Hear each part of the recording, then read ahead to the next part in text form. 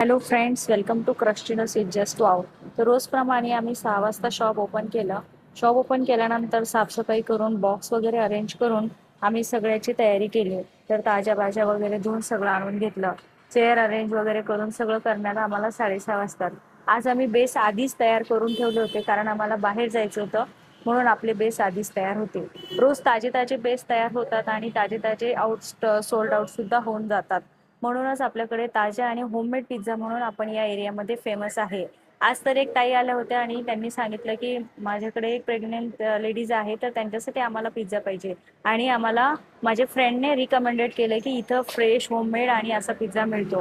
हे ऐकून मनाला खूप छान वाटतं की आपल्याला लोक एवढं विश्वासाने पाहतात की इथं जो पिझ्झा मिळतो तो हायजेनिक, फ्रेश आणि एकदम क्वालिटी, पॉकेट फ्रेंडली मिळतो.